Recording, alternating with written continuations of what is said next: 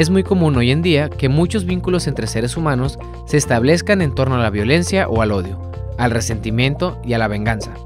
Cuando convives con ciertas personas, influye mucho la relación que tienes hacia ellas. Por eso, en este episodio, hablaremos de cómo llevar una sana convivencia.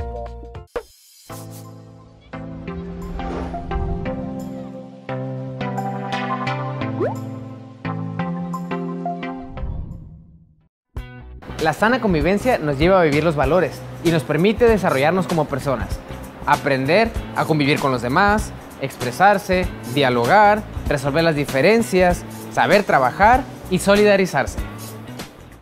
Lo fundamental para poder alcanzar una convivencia sana es que cada persona tenga sus límites, derechos y cumpla con sus obligaciones, lo cual genera bienestar y un clima adecuado dentro de cualquier ámbito.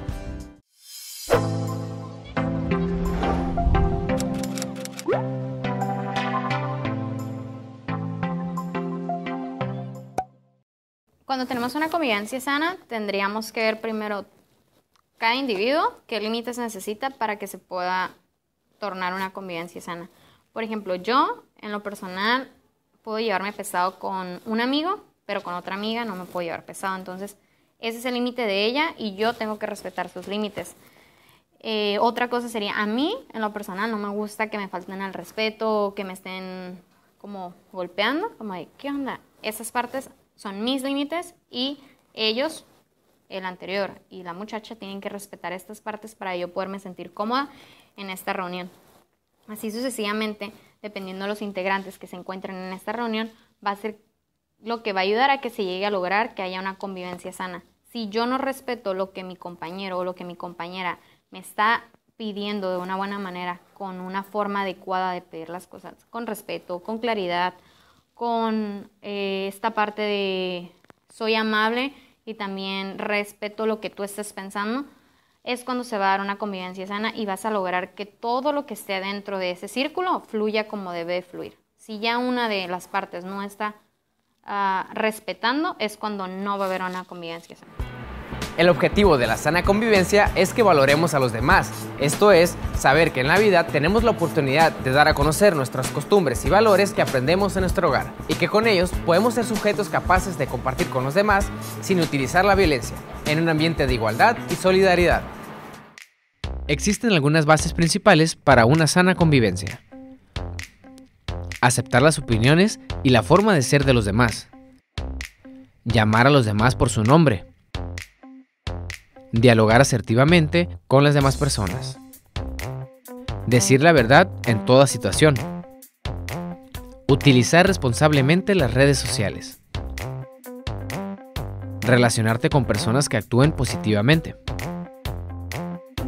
Informar de manera verbal a los otros la situación que los afecta. Y por último, resolver las situaciones problemáticas en forma saludable.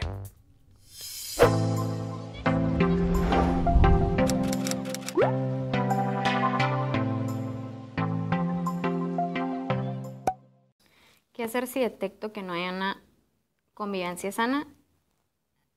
Lo principal sería detectar quién es la persona que no está respetando mis límites, detectar qué es lo que me está afectando de mi círculo de amigos y entonces si hablar con esa persona o con las que estén involucradas en el problema de una manera en la que yo me sienta tranquila, donde yo no esté bajo una emoción, porque como les decía, necesitas estar tranquila para poder tener una comunicación asertiva. Y ya que hablé, ya que yo pensé y ya que externé conmigo misma qué es lo que me está pasando, puedo ir a buscar a las personas y decirles, esto es lo que me sucede. Yo no voy a ir esperando que la persona me pida una disculpa, yo no voy a ir esperando que la persona me responda de una buena o una mala manera, porque acuérdense, ella es la persona, son ellos quienes responden y yo nada más estoy externando lo que me sucede. De esta manera vas a lograr que esa convivencia sana que había anteriormente vuelva a estar siempre y cuando tú puedas expresar lo que te esté sucediendo. Si las personas de ese círculo no te dejan expresarte, ten por seguro que ahí no estás teniendo una convivencia sana. Estamos en este mundo para convivir en armonía. Quienes lo hacen, no luchan entre sí.